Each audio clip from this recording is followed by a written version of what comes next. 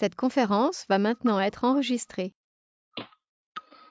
La dernière fois, on avait vu la dispute philosophique, en quelque sorte, entre la morale dite d'intention et une morale conséquentialiste qui cherche à avoir une analyse plus pragmatique des décisions morales, à donner des principes d'action clairs, quantifiables, et aussi à s'éloigner quelque peu des altermoiements du sujet pour s'intéresser davantage à l'action elle-même et à ses conséquences. Donc, pas au bon endroit dans mon PowerPoint, moi. Oups. Donc, comme on l'a dit, un des avantages non négligeables de la morale conséquentialiste, c'est de quantifier l'issue morale d'une action et de donner des critères rationnels selon une comparaison des issues possibles d'un dilemme pour la décision. Donc l'idée est vraiment de reposer sur une comparaison quantitative afin d'avoir un motif d'action clair. C'est désormais cette morale conséquentialiste, ou disons l'utilitarisme de façon générale, une vue morale dominante en éthique. Cela fait suite à l'écho que la philosophie conséquentialiste a pu trouver dans la philosophie américaine de façon plus générale.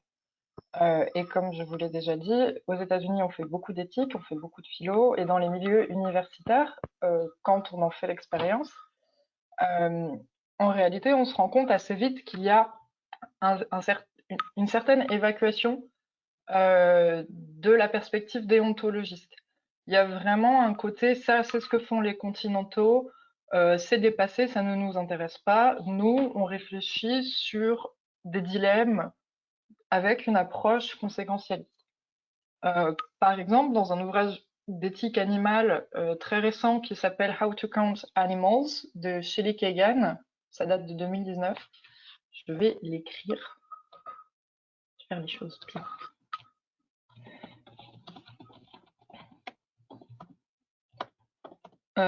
Vous pouvez déjà remarquer la présence du verbe compter. Et c'est vraiment ça la dynamique de l'ouvrage. C'est comment est-ce qu'on établit des critères déjà pour évaluer les animaux et ensuite comment est-ce qu'on met en place une hiérarchie sur la base de cette évaluation quantitative.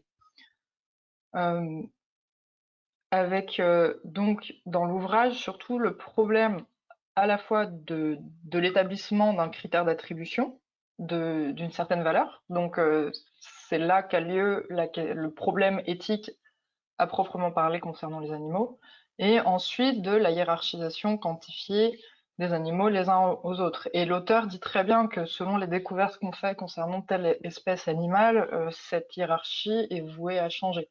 Ce n'est pas quelque chose de fixe du tout. Mais par exemple, on pourrait imaginer qu'on a une hiérarchie de type la souris vaut 1, le lion vaut 10 et l'homme vaut 1000, ou quelque chose comme ça. On voit donc que dans le milieu universitaire de la philosophie telle qu'elle est pratiquée actuellement, plus particulièrement aux États-Unis, l'approche par la conséquence est vue comme une évidence dans nombre de développements éthiques, au point qu'elles servent de cadre fondamental aux théories de la valeur et aux débats qui s'ensuivent.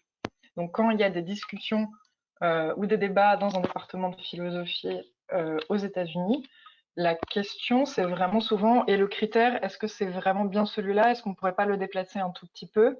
Ou dans la hiérarchie, comment est-ce qu'on prend en compte tel cas spécifique par rapport à un autre, etc. Donc, si c'est à ce point employé, pourquoi est-ce qu'on dépasserait l'analyse conséquentialiste si elle fonctionne si bien? Ou plutôt, où est-ce que l'approche conséquentialiste peut rencontrer des difficultés, voire des limites? Donc ça, c'est vraiment la question de ce cours-là. Les limites ou difficultés en question, il y en a évidemment de plusieurs types, mais c'est déjà pour une raison intrinsèque à la morale conséquentialiste elle-même, qu'est la question de l'indécidabilité concernant deux concepts fondamentaux. Le critère, et le seuil d'acceptabilité. Donc, si jamais vous faites de l'éthique ou que vous lisez des articles éthiques, notamment en anglais, et la plupart des publications sont en anglais, et la plupart des publications en éthique viennent des États-Unis, ce sont des termes que vous risquez de rencontrer assez souvent, et ce sont la plupart du temps vraiment le cœur du problème. Donc, on a d'un côté le critère, criterium criteria, du latin, et le seuil d'acceptabilité, c'est pareil, c'est une expression problématique qu'on rencontre souvent, qui est celle du the moral threshold. Et l'idée est vraiment à la fois de définir un critère solide pour établir des valeurs et les quantifier, et ensuite, à partir de quel point est-ce que telle décision devient morale, ou disons est à favoriser dans l'optique d'une morale conséquentialiste. Et ces deux difficultés-là donnent lieu à l'ensemble des débats et discussions entre philosophes qui ont une approche conséquentialiste. Et c'est là-dessus, donc soit sur le critère, soit sur le seuil, soit sur les deux, qu'il y a des accords. On en avait un peu parlé concernant la question du bonheur et de la vie bonne en morale. Si effectivement la visée de l'utilitarisme, qui est une évaluation sur l'utilité, c'est-à-dire sur l'augmentation moyenne du bonheur ou l'augmentation du bonheur moyen, ce sont deux approches utilitaristes différentes, soit augmentation moyenne du bonheur, soit augmentation du bonheur moyen. Mais je sais qu'il y a des mathématiciens dans la salle, donc ça va, ça vous fait pas peur. Selon les versions, ça permet un détachement de l'idéalisation du bonheur qu'on pouvait avoir en philosophie morale auparavant. Donc le bonheur, c'est un idéal de vie bonne à atteindre et qu'on définit ensuite de différentes façons. Donc ça, c'est ce qu'on faisait en philosophie grecque, que ce soit philosophie épicurienne, stoïcienne ou hédoniste. Donc là, on aurait une version plus réaliste de ce que l'on vise en établissant une morale. Et on peut avoir aussi, résultat, un certain relativisme, puisque l'avantage de la forme conséquentialiste, c'est qu'il n'y a pas de définition a priori de valeur concernant, en l'occurrence, dans cet exemple, le bonheur. Pas forcément au sens où tout se vaut, quand je dis relativisme, c'est pas forcément tout se vaut et rien n'a d'importance plus ou moins, mais au sens où l'établissement de critères où l'évaluation quantitative peut être laissée à la discrétion des individus, sans que soit véritablement permis de trancher entre certaines conceptions individuelles. Donc là, je vous en avais parlé concernant le bonheur, ça va être par exemple à un moment d'arrêter de chercher à définir strictement le bonheur, mais de permettre aux gens d'évaluer eux-mêmes s'ils ont l'impression d'être plus heureux, d'être moins heureux, de souffrir davantage ou des choses comme ça. Donc là, on laisse l'évaluation à la discrétion des individus sans empêcher la possibilité d'une évaluation quantitative. Si on reprend l'exemple qu'on avait eu la dernière fois du cas de la bombe à retardement et de la torture. Ici, le critère d'évaluation quant à l'action morale est très clair. On a d'un côté la perspective de vie en jeu, donc ce sont les gens qui sont dans l'immeuble où il y a la bombe à retardement, et de l'autre côté, la perspective de faire du mal, de torturer quelqu'un d'innocent. Donc ici, l'enjeu moral et le critère moral est assez clair. Il faut sauver des vies, il ne faut pas torturer des innocents, qu'est-ce qu'on fait? Le problème pose ici donc davantage sur le seuil d'acceptabilité ou le moral threshold, et quand on parle de ce problème-là, en général, c'est la question qui revient. C'est-à-dire à partir de combien de personnes dans l'immeuble menacé est-ce qu'on accepte la torture d'un innocent, et donc à partir de combien de personnes est-ce que cet acte blâmable est considéré comme non seulement acceptable, mais est même demandé de l'individu, ce qui n'est pas tout à fait la même chose. Donc, on pourrait avoir un chiffre, mais ce chiffre-là, en fait, il n'est pas vraiment décidable. Est-ce que c'est à partir de 2 personnes, parce que là, on est déjà dans un supérieur? Est-ce qu'on considère que l'acte de torture ne suffit pas à se contenter de, disons, à partir de 2, 3 personnes, ça suffit. Est-ce que c'est à partir de 100? Est-ce que c'est à partir de 1000? Donc, nous l'avions dit, pour la question de l'évaluation du bonheur, il y a ici vraiment une dimension subjective, où chacun évolue quantitativement selon des sentiments qui sont en fait difficilement objectivables. C'est-à-dire qu'on peut demander à plusieurs personnes à partir de combien de vie en jeu est-ce qu'elles seraient prêtes à torturer un innocent. Et les réponses vont varier. Et en général, la moyenne, je me souviens plus, mais ça doit être autour de la centaine, je crois. Quelque chose comme ça. Parce que c'est dans l'exemple, c'est un enfant et tout, c'est un peu sale.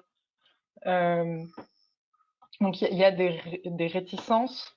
euh, et même si, disons, on peut avoir un seuil, l'idée d'un seuil, la réalité de où se place ce seuil est plus difficile à fixer. Au sens où, certes, dans la morale conséquentialiste, il y a à partir d'un certain seuil, votre action devient acceptable et même c'est ce que vous devez faire. Sauf qu'ensuite, dans la réalité, le nombre, à proprement parler, est extrêmement difficile à trouver et d'une certaine façon, c'est à peine le problème de la morale conséquentialiste puisque le cadre de pensée fonctionne. Ensuite, la question de la moralité de l'action au sens où ça devient moral à partir du moment où il y a un certain nombre en jeu, une certaine quantité mesurable, ça c'est plutôt laissé à la discrétion des gens et à des sentiments, des réticences, des principes moraux qui leur sont propres et qu'ils vont avoir du mal eux-mêmes à objectiver. Je me demande, Ouais, dans le terme de quantification, parce qu'on quantifie le nombre de personnes, mais on quantifie pas de la même personne, le même nombre en fonction des personnes qu'il y a. Par exemple, si on sait qu'il y a des personnes proches ou des personnes avec qui on a plus d'affinité sociale, on serait prêt à mettre moins de personnes pour tuer. Est-ce qu'ils quantifient ce genre de personnes, les philosophes sociaux? Est-ce qu'ils font des critères pour chaque type de groupe à quantifier? tout à fait. En éthique animale, par exemple, c'est assez courant qu'on hiérarchise très haut, qu'on donne une grande quantité en termes de valeur aux animaux familiers. Aux chiens, aux chats, par exemple, c'est surtout le chien en général, c'est des animaux qui sont considérés comme valant plus que des animaux sauvages dont on pourrait considérer qu'ils ont une certaine noblesse. Je vais en parler Tous les chiens. un peu plus loin. Pardon? Et du coup, ce que tu dis, c'est que c'est vrai pour tous les chiens. On considère que tous les chiens ont plus de valeur que, par exemple, tous les éléphants. Ou est-ce que c'est mon chien à moi qui a plus de valeur? Ton chien à toi. Mais ça fait Ok. partie. En vrai, je crois pas que l'ouvrage soit traduit, mais si jamais ça vous intéresse, je peux vous prêter l'ouvrage de Kegan. Ça donne lieu à des descriptions ultra drôles et ultra compliquées où vraiment l'auteur se casse la tête sur est-ce que c'est cet animal en particulier dans cette situation que je considère? Est-ce que c'est son espèce? Comment est-ce qu'on peut espérer avoir des critères objectifs si on a des affects singuliers qui nous lient à un animal? Euh, Vous pouvez aussi avoir, je me souviens plus de s'il y a ce développement-là, mais il doit y avoir ce développement-là à un moment dans le livre, s'il y a une personne de particulièrement détestable qui se noie face à un animal enfin, avec lequel vous n'avez pas d'affect particulier, ou même avec un chien que vous aimez bien, genre si Adolf Hitler est dans une piscine en train de se noyer avec votre chien de quand vous êtes petit, peut-être que vous préféreriez sauver le chien, malgré le fait que l'humain, abstraitement, ait plus de valeur. Donc, si, il y a beaucoup de questions comme ça où vraiment c'est l'enfer. Et en fait, enfin, c'est un peu l'aboutissement de ce développement, mais en termes théoriques, la morale conséquentialiste se tape le crâne vraiment face à la question du singulier et du critère, où vraiment c'est compliqué. Et parce que aussi, quand on agit à partir de notre singularité, c'est-à-dire on a un point de vue qui est quand même un peu fermé, qui est que effectivement je peux préférer mon chat à le chat de quelqu'un que je connais pas, ou je peux préférer mon chien à un chien errant, des trucs comme ça. Mais si, c'est vraiment des questions qui se posent tout le temps, à longueur de livres. C'est quoi le titre des chapitres, juste pour me donner une idée? Du livre, Oui, en même temps, tu les connais probablement pas par cœur. je l'ai pas chez moi, enfin, je l'ai chez ma mère, je l'ai pas ici. Euh, Peut-être ça doit être trouvable en ligne. Je peux regarder, attends.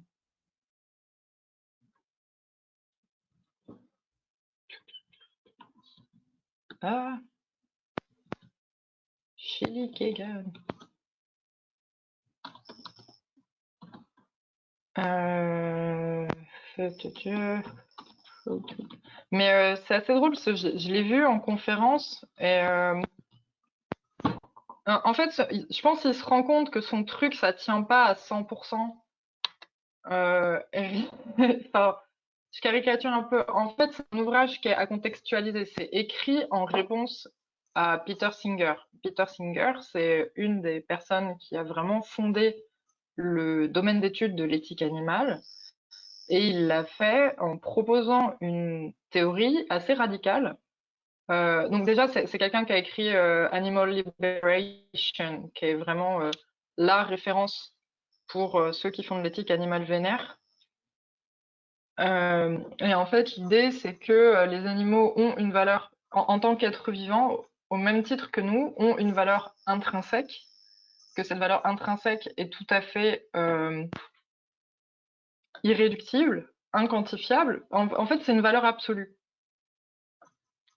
Et ça, Kegan, il comprend, enfin, c'est pas qu'il comprend pas, mais il ne l'accepte pas. Il trouve que moralement, en plus, ça fonctionne pas. Parce que, en gros, euh, quand Kegan considère l'éthique animale telle que Peter Singer l'a définie, donc avec cette idée selon laquelle tous les animaux, humains et non humains, ont une valeur intrinsèque absolue, c'est-à-dire non quantifiable, pour Kegan, la seule suite logique, c'est que tous les animaux, humains, non humains, vaudraient la même chose, et que donc, lorsque vous avez dans une piscine un rat et un humain qui se noient, vous pouvez tirer à pile ou face. Moralement, c'est acceptable. C'est une caricature, évidemment, de la pensée de Singer. Je pense pas que Singer dirait ça. Euh, le fait de parler d'une valeur absolue, déjà, c'est que ça permet d'éviter les hiérarchies qui sont de vrais casse-têtes. Et alors, la table des contenus, je l'ai trouvée. Et ça, ça vous aide pas beaucoup, je crois. Je suis un peu déçu, je pensais qu'il allait faire des chapitres sur des animaux en particulier. Non, non, non, il y a beaucoup d'exemples. Il y a vraiment beaucoup d'exemples dans l'ouvrage. Il y a beaucoup de cas. Il y a le cas, par exemple, si vous êtes en forêt perdue, est-ce que vous avez le droit de tuer un cerf euh, pour survivre? Tandis que C'est beaucoup trop spécifique pour être inventé. c'est toujours extrêmement, vraiment, la philosophie américaine, c'est un plaisir, hein, parce qu'il y a énormément de casuistiques et des fois, mais les exemples, ils sont incroyables. Enfin, rien que le mec qui a pensé à, est-ce qu'on a un terroriste qui a une bombe à retardement dans un immeuble et en fait, résultat, pour le faire parler, comme il parle pas, on va capturer sa fille et en fait, on va torturer sa fille, mais attention, elle a que 12 ans, donc c'est vraiment pas moral. Tout est comme ça, c'est assez savoureux. Surtout qu'en plus, ensuite, dans les débats après, on imagine des cas proches et on discute sur le fait que les cas soient proches, mais justement pas tout à fait pareils. Et donc, tu as l'exemple du cerf, et donc on peut tout à fait imaginer que dans une logique de survie, comme ça, il soit tout à fait moralement accepté que l'homme tue un être vivant, et même un être vivant qui serait relativement haut dans la hiérarchie, comme un cerf. Tandis que si tu trouves un cerf mort sur la route et que tu décides de jouer au football avec sa tête, c'est vraiment dans le livre. Pour une fois, ce n'est pas moi qui délire. Euh, Là, c'est considéré au contraire comme un peu irrespectueux. On se dit, non, enfin, c'est pas, c'est pas une chose à faire là. C'est vraiment crade. C'est puis il y a vraiment cette idée de manque de respect qui pourtant est à l'égard d'un cadavre.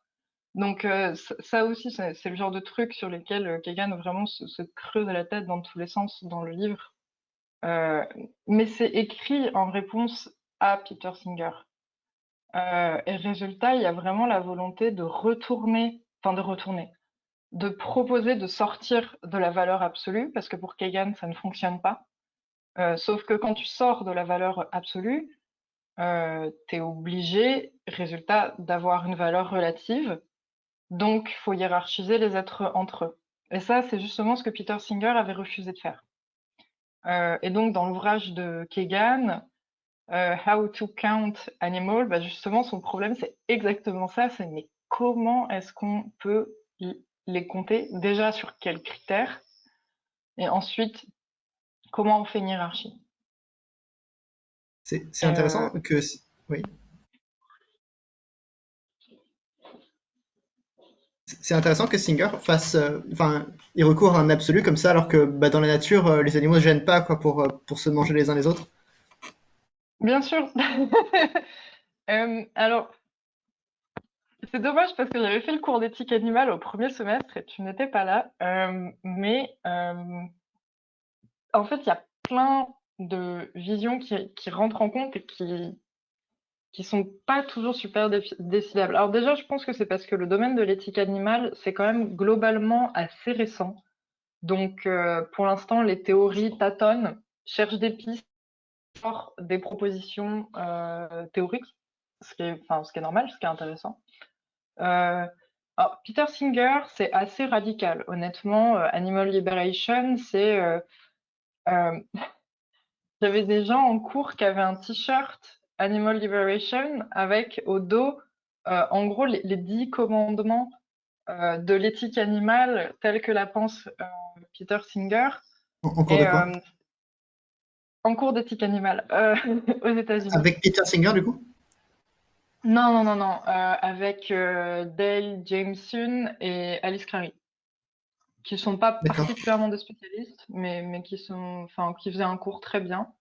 Et dans ce cours, on a étudié en fait deux ouvrages, donc qui sont How to Count Animals, c'est pour ça que je le connais bien, et Fellow Creatures de Korsgaard, qui là fait un retour à une morale déontologique. Sur, elle a un parcours une tradition kantienne, et elle, ce qui l'intéresse, c'est qu'en fait, l'animal est comme un miroir de la valeur de l'homme. C'est-à-dire faire du mal à un animal, c'est faire du mal à l'idée d'être humain aussi. Parce que tu te montres comme étant capable de faire du mal, euh, et en plus tu vois bien la souffrance de l'être en face de toi. Et ça, quelle que soit la valeur intrinsèque que tu attribues à l'animal, il n'empêche que à toi, en tant qu'être humain, cela te dévalorise. Donc en soi, c'est déjà mauvais. D'accord. Bref, je suis un peu partie. Euh, mais oui, en tout cas, c'est vraiment ça un des problèmes de la morale conséquentialiste, mais pas au sens où c'est nul, au sens où c'est problématique dans la morale conséquentialiste. C'est là où la philosophie se passe, justement, c'est quand il y a des problèmes. Euh, et c'est à la fois trouver un fondement éthique objectivable, donc en l'occurrence un critère, euh, et en même temps trouver la quantification qui fonctionne. Donc si on continue avec l'exemple de Kagan, euh, il, il cherche un fondement éthique pour ce choix qui favorise l'humain face au rat qui se noie. Je crois que c'est vraiment le point de départ, cet exemple de son livre. Et il dit, bon, on choisira tous l'humain, ok, et ça nous apparaît comme étant la bonne solution, au sens où c'est la solution la plus morale, c'est ce qu'on doit faire. Dans ce cas-là, il faut qu'on ait une théorie morale qui prenne en compte ce choix, ce favoritisme. Et pour lui, ce favoritisme n'est pas du tout qu'un biais anthropocentré ou disons spéciste. C'est un choix rationnel éthiquement justifié. C'est juste qu'on a que l'éthique de Peter Singer, résultat, serait fausse, parce qu'elle ne prend pas en compte le fait que ce choix soit éthiquement justifié. Donc, une partie de l'ouvrage est consacrée à l'établissement d'un critère de hiérarchie. Donc là, c'est pareil, ça cherche des choses. Donc il y a est-ce que c'est la rationalité, l'intelligence, la capacité sociale d'un animal, etc. Jusqu'à finalement aboutir à une idée qui est la possibilité d'accès au bonheur et au plein développement de soi. L'homme a une possibilité suprême d'accès au bonheur, tel qu'il est censé être heureux. Un rat, moins. Et ça, c'est un des trucs où je suis en grand désaccord avec Kegan, c'est que je trouve que c'est en fait anthropocentré au sens où évaluer la capacité d'un animal à atteindre le propre bonheur tel que lui-même, en tant qu'étant cet animal précis, peut être heureux, ça nécessite que l'animal te prouve par la communication qu'il est heureux. Or, il y a des animaux qui ont été dressés depuis des générations pour communiquer de façon à peu près correcte avec les humains, et d'autres qu'on ne comprend absolument pas. Et dans la hiérarchie de Kegan, je trouve que la compréhension est fondamentale et que tous les animaux ne s'expriment pas pareil. Un chien s'exprime très bien par rapport à un humain. Il nous fait tout à fait comprendre quand il a faim, quand il a soif, quand il a peur, etc. Un concombre de mer, vachement moins bien. Je prends de nouveau des exemples un peu extrêmes, mais même, disons, un animal sauvage, c'est, on comprend pas ses besoins ou des choses comme ça. Alors qu'il y a des philosophies qui prennent un peu plus ça en compte, genre des philosophies végétales, par exemple, qui sont en mode, bon, les besoins d'un végétal, on les connaît quand on commence à faire la gueule et tout, c'est qu'elle a besoin d'eau, voilà. Donc, un des points très très critiquables de l'ouvrage de Kegan, si jamais vous avez la curiosité de le lire, c'est notamment la différence entre les êtres humains normaux, au sens où ils correspondent à la norme, et les êtres humains handicapés. Un être humain handicapé, il n'a pas le même plein accès au développement et au bonheur. Donc il vaut moins pour Kegan. Et là, c'est le moment où on se dit, bon, c'est pas possible. Et surtout, Ça fonctionne je, pas, ce truc. je vois pas comment Kegan peut décider qu'un rat sera moins heureux qu'un humain. Enfin, personnellement, je vois même pas comment je pourrais commencer à décider enfin, quel est le niveau de bonheur d'un rat. Mais je suis tout à fait d'accord avec toi. En fait, en gros, c'est ce à quoi il aboutit, c'est vraiment l'idée d'accès, de possibilité d'accès au bonheur pour cette espèce. Sauf que ces moyens de compréhension du bonheur pour cette espèce, ils sont ultra anthropocentrés.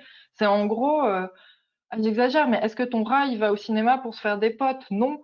Donc, et il y a un côté comme ça qui est évaluation déjà des animaux en tant qu'ils développent des relations sociales entre eux. Or, tous les animaux ne sont pas sociaux du tout. Donc ça, c'est vraiment, je trouve, un impensé chez Kegan, qui est le fait que voilà, tous les animaux n'ont pas les mêmes relations, et aussi que tous les animaux communiquent pas leur bonheur, ou disons, le communiquent pas d'une façon que nous, en tant qu'humains, sommes capables de comprendre. Et enfin ça, c'est vraiment, je trouve, une des grandes limites, en fait, c'est la question de, voilà, un animal, peut-être, disons un animal dont on est assez lointain, un lézard, pour être ultra heureux comme lézard, mais comme tu dis, je pense pas que je le comprendrais, que je serais capable de comprendre qu'il me montre qu'il est heureux. Puis déjà, je vois pas pourquoi est-ce qu'il s'embêterait à me le montrer. Tandis qu'un chien a des raisons objectives de s'embêter à te montrer qu'il est heureux ou qu'il est malheureux. Euh, donc oui, clairement, la question... on retrouve un peu le côté qui laisse la place à la subjectivité. C'est-à-dire, c'est le plein développement de soi pour cette espèce. Voilà, je m'arrête là. Mais en vrai, comme on pose quand même une hiérarchie et une évaluation là-dessus, les critères, en fait, se trouvent être anthropocentriques. Et donc assez bancals. D'accord. Puis sur la question du handicap aussi, ça avait évidemment beaucoup choqué ma salle de cours, à juste titre. Euh, à part quelques conséquentialistes forcenés, et il y en avait un ou deux. Mais mais à part ça, et en fait, aussi, je pense que, enfin, je connais pas la vie personnelle de Kegan, hein, bien sûr, mais je pense que c'est aussi dû à un manque de connaissances et de communication avec des personnes en situation de handicap, qui t'expliquent, en l'absence de douleur. Tous les handicaps se valent pas. J'ai une copine qui est handicapée qui a mal, et ça, c'est effectivement une souffrance, enfin, au sens propre aussi, au sens où c'est difficile, mais je connais quelqu'un qui est handicapé qui a pas mal, mais qui a des capacités mobiles extrêmement réduites. Et en fait, elle explique très bien que le problème, c'est pas le handicap en soi, c'est le fait que rien autour d'elle ne soit fait pour. Et le résultat, ça rend la vie difficile pour des questions d'accessibilité et à cause de la façon dont la société autour d'elle est organisée, que ce soit dans le comportement des gens face à elle, donc des questions de abléisme, je crois qu'on dit comme ça en français, mais je suis pas sûre, ou des questions pratiques tout simplement, il n'y a pas d'aménagement prévu. Et donc, l'évaluation de Kegan comme quoi c'est le plein accès au bonheur et au développement des individus, du point de vue de l'individu, c'est possible. C'est juste que si autour, il n'y a rien qui est fait pour, il n'y a rien qui est fait pour intégrer l'individu en question de façon correcte, effectivement, l'accès au bonheur s'en trouve réduit. Mais c'est pas dû à une valeur intrinsèque de la personne. C'est dû à un contexte. Donc bon, voilà, c'est quelques limites, je trouve, à son article.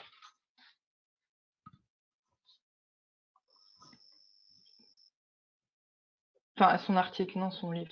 Ça fait 200 pages quand même, c'est un peu long pour un article.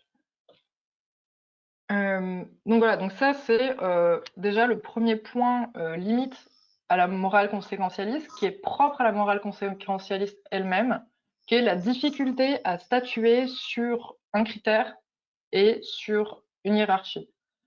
À partir du moment où on commence à parler de ça, or c'est bien ça qu'il faut fixer pour prendre une décision quand on le fait de façon utilitariste, on arrive dans des débats, dans des discussions un peu sans fin, mais tout simplement parce que la décidabilité est très difficile s'il y a des enjeux forts, parce que c'est subjectif. Et donc, ça débat, ça discute, etc. Et on pourrait penser que cette indécibilité, j'oublie des syllabes à chaque fois, indécidabilité, si à la fois c'est le lieu d'existence du conséquentialisme, au sens où c'est là qu'ont lieu les débats, les discussions, et qui font que c'est une philosophie vivante, ça peut aussi peut-être être le lieu d'une certaine aporie ou d'une certaine limite. Aporie, c'est quand il n'y a pas de réponse donnée à une question. Je sais que la dernière fois, je n'ai pas défini. Donc ensuite, on a une autre difficulté qui cette fois est plutôt du point de vue d'un critique de la méthode conséquentialiste et pas de la philosophie conséquentialiste elle-même. Donc une critique extrinsèque, quand on aime les mots un peu exotiques. Donc c'est que la méthode conséquentialiste peut apparaître comme une limite de la philosophie utilitariste elle-même. Quand on a une méthode conséquentialiste, on peut arriver à des limites qui sont celles de l'assimilation du bien moral à la meilleure option, ou en gros la création d'une équivalence entre ce qui est bon et ce qui est mieux, entre un absolu et un relatif, qui serait finalement comme une évacuation de la question morale elle-même. Je m'explique un peu plus longuement. Il y a à la fois quelque chose de très juste, au sens où c'est tout à fait opératoire. Oui, des fois on a besoin de prendre une décision, et oui, des fois la quantification est sans doute le moyen le plus efficace de se décider et d'agir.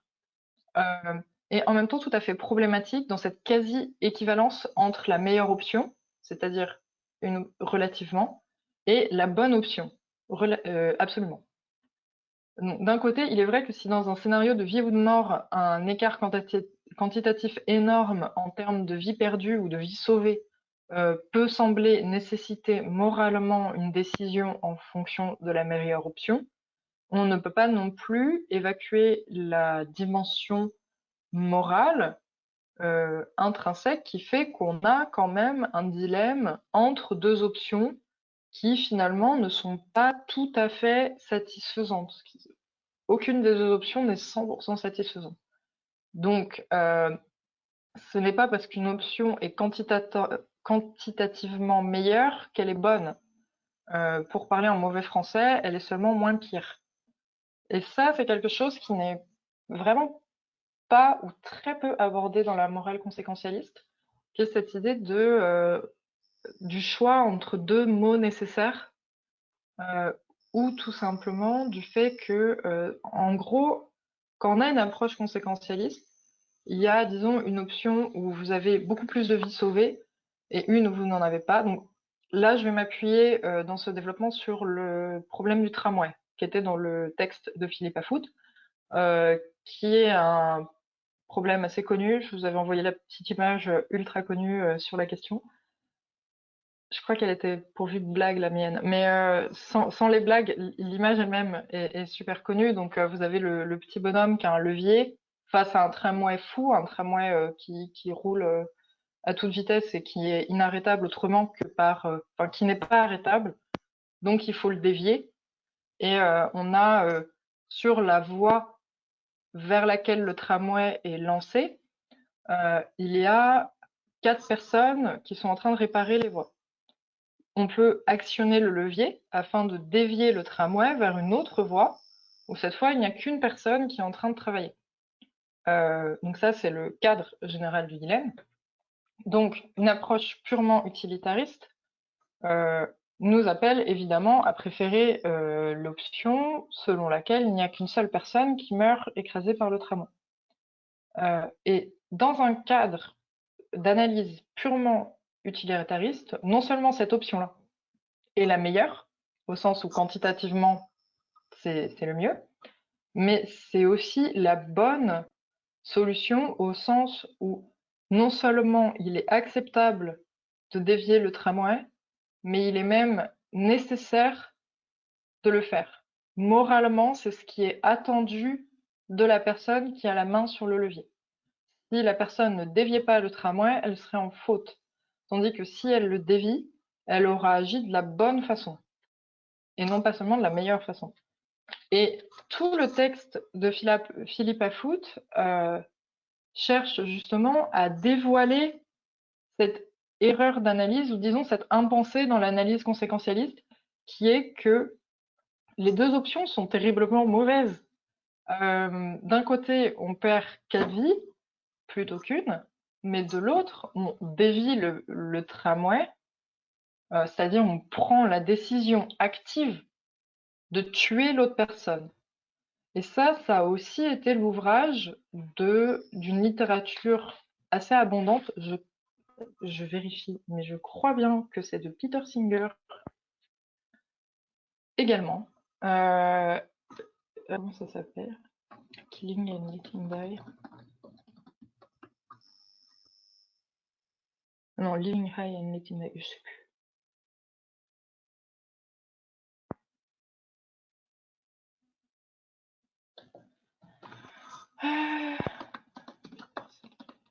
Il y a une expression en anglais qui est live and let die. Du coup, c'est peut-être kill and let die, ou alors juste live and let die. Si c'est un jeu de mots là-dessus. Bah, en fait, je crois le souci, c'est qu'il y a tellement de littérature. Faut que j'aille sur la page de Peter Singer, parce que je suis à peu près sûre que c'est Peter Singer, mais je crois qu'il a écrit plusieurs choses. Donc, un truc qui s'appelle Killing and Letting Die et un autre qui s'appelle Living High and Letting Die. Parce qu'à chaque fois, c'est pareil, c'est des espèces de cas qui tournent autour de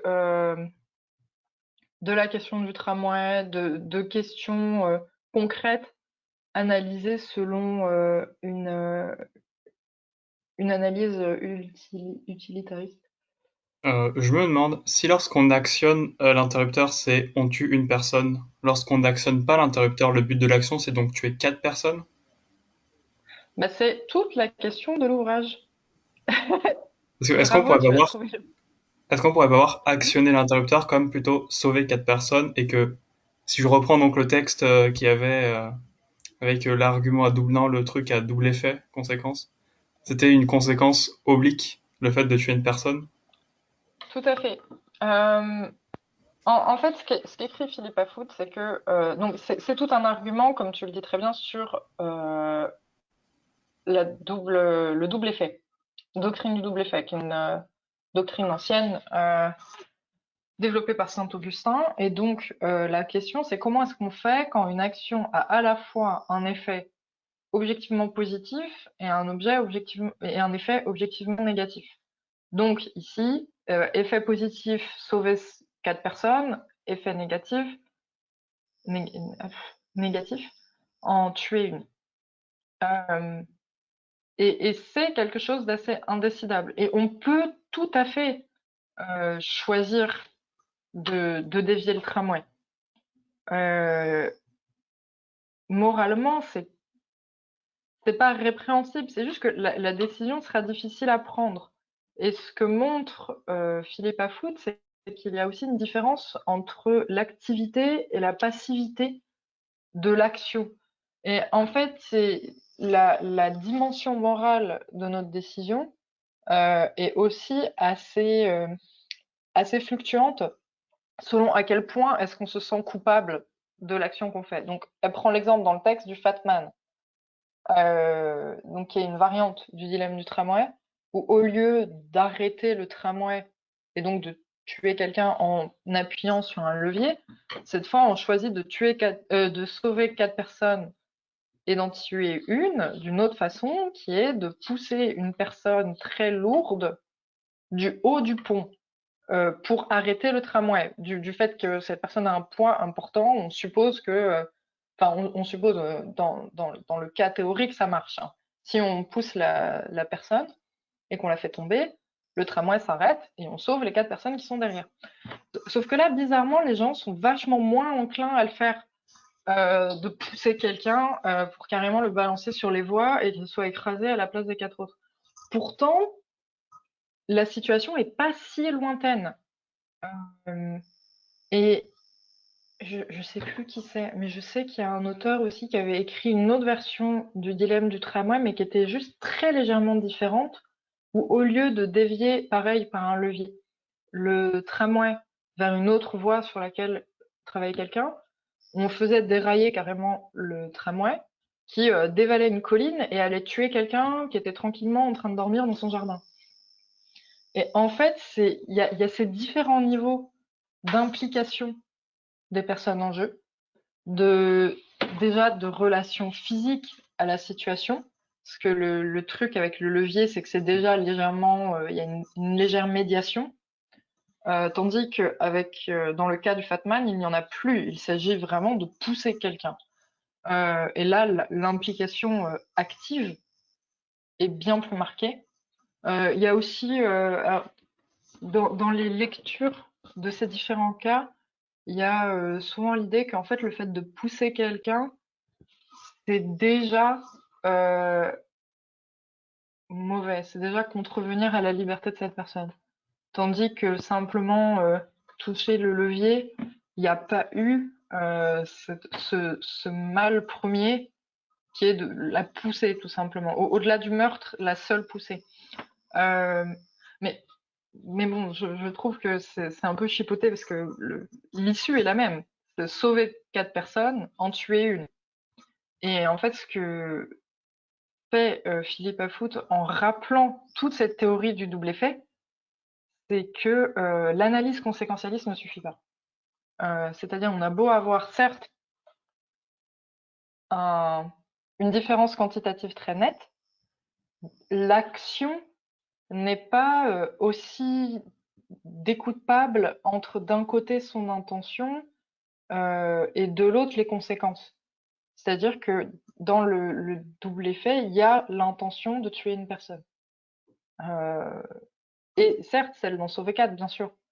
Dans l'autre solution, disons, tu aurais l'intention de tuer 4 personnes et la volonté de ne pas tuer quelqu'un qui n'était pas impliqué du tout dans la situation de base. Donc c'est plus flagrant effectivement dans le cas de l'homme en haut du pont ou de l'homme dans son jardin, où là c'est pareil, on peut avoir une certaine réticence à dévier le tramway pour tuer quelqu'un qui semble n'avoir rien à voir avec la situation à l'origine.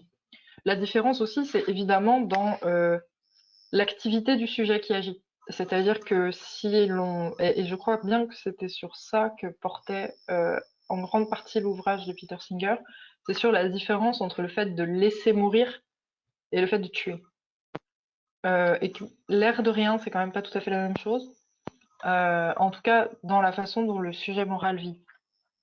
Ce que ces lectures critiques de la philosophie conséquentialiste ont en tête, ce n'est pas de donner une solution au dilemme.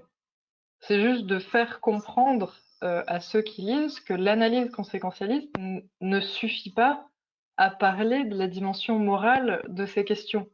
Qu'en fait, c'est une analyse trop parcellaire. Ou oui, si on avait une analyse purement conséquentialiste, pas de problème, on dévie le tramway. Sauf que si, problème, qui est le fait d'avoir eu cette activité dans le résultat qui est le fait de tuer quelqu'un, la prise de décision active, le fait de pousser quelqu'un du haut d'un pont, etc., etc. Donc le but est vraiment de montrer que l'action morale ne peut pas être limitée aux seules conséquences, parce qu'en fait c'est pas ça qui se passe.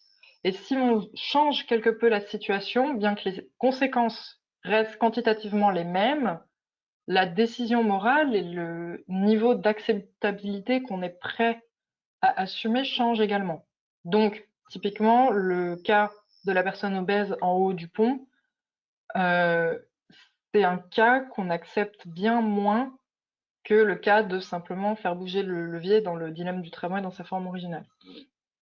Voilà, donc ce qu'on voit ici, c'est que le dilemme entre deux options où il y en a une qui est meilleure quantitativement ne suffit pas à dire que cette option soit la bonne moralement. Et d'une certaine façon, l'analyse conséquentialiste peut en cela passer à côté de la dimension morale de la pensée, de la dimension morale de l'action et notamment du poids moral que peut avoir une action. En quelque sorte, la critique ici, donc qui est une critique extrinsèque, ce serait de dire que cette analyse-là, certes, peut, dans certains cas, imaginons, faciliter la décision, mais elle le fait en fait en évacuant la question morale. Or, nous, ce qu'on fait, c'est de la philosophie morale, donc on ne peut pas se contenter de pousser ça et d'être en mode non, on va résoudre ça avec des chiffres.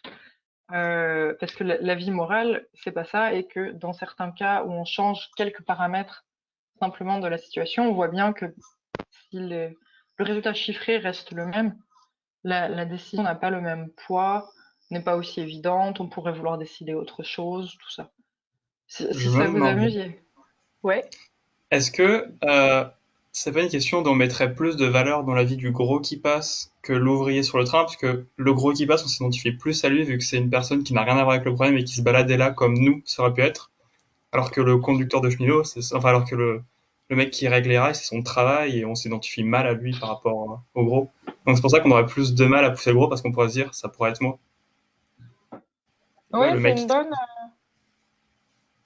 c'est une, c'est une bonne idée. Mais en fait, c'est ça, c'est vraiment, comment dire, t'es témoin aussi. T'es pas que agent dans la situation du tramway. Et enfin, moi, je sais pas, mais je serais face à les situations, je suis pas sûre que j'actionnerais le levier du tout, parce qu'il y a quelque chose d'assez confortable à rester témoin et à se dire, je n'ai rien à voir avec ce qui se déroule et surtout ne m'impliquez pas là-dedans.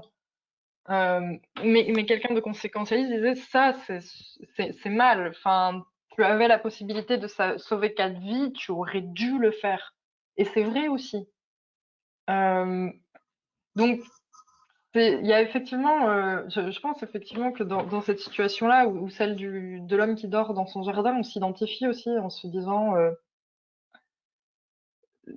cette situation pourrait rester en dehors de la personne concernée, mais il y a en même temps un certain impératif à sauver 4 vies. Donc c'est pour ça que c'est un dilemme. C'est parce que c'est à peu près indécidable. À la fois, oui, faut sauver le plus de monde possible, mais en même temps, est-ce que ça justifie de prendre en main la situation et de choisir de tuer quelqu'un? C'est toute la question de Philippe Lafoot. Et en gros, elle dit, il y a rien à décider. Euh, et c'est une question. Je sais pas si c'est vraiment une question de valeur qu'on donne aux personnes en question. Dans l'article de Philippe Lafoot, et dans les lectures que j'ai pu faire, c'était pas la question. Ça, c'est beaucoup plus la question quand on essaye d'établir vraiment des hiérarchies, disons, entre les animaux et les gens.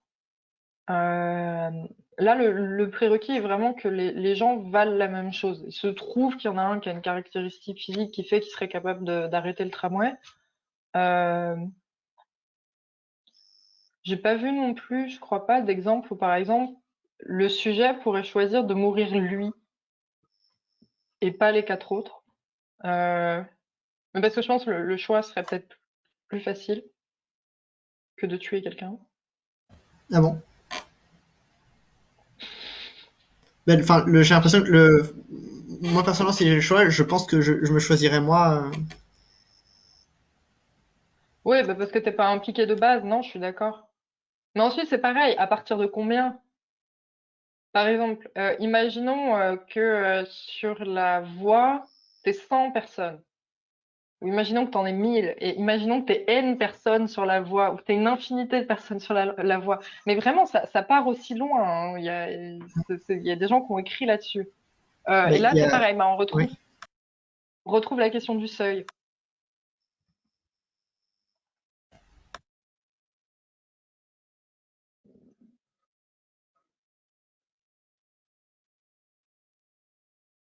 Non?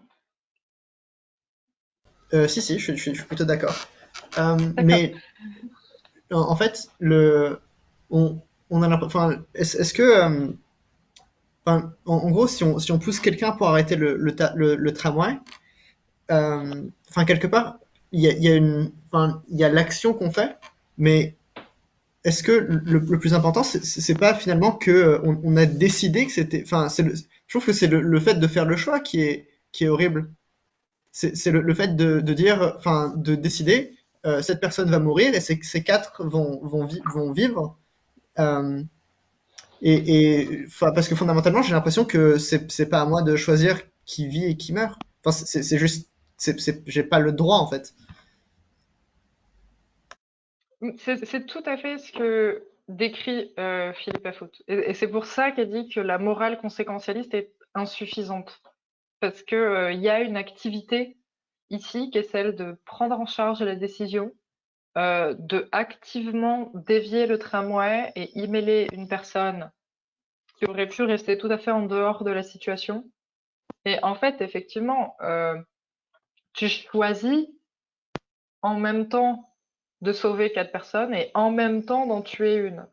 Et cela te rend éminemment coupable.